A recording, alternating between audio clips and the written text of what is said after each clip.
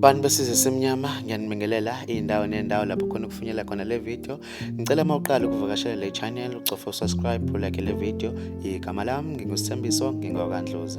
Nkosi yami bakithi udine ugane unwabu, ungizwe Mchunu, emva kokuba shothi ezikhulula etoilets phecelezi endlini yangasese. Ezinkundleni zokuxhumana kusabalale umfanekiso wesithombe sikamnumzane ungizwe Mchunu esendlini encane esikhulula kamnandi Nkosi yami. Lo saziwayo udine ugane unwabu ngalesehlakalo umfuna la lo wenze lento emhlaza kangaka ezweni.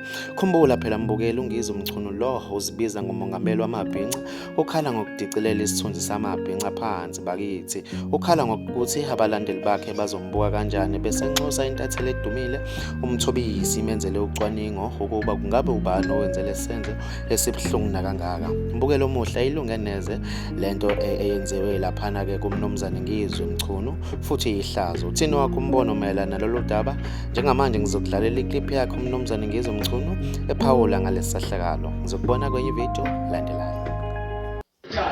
Mthobisi ngiyacela ngane yakwethu, ngiyacela mkhaya wami kwethu. Ngiyathembisa ngizoba khona emcimbini lapho e24. Ngiyacela ngane yakwethu.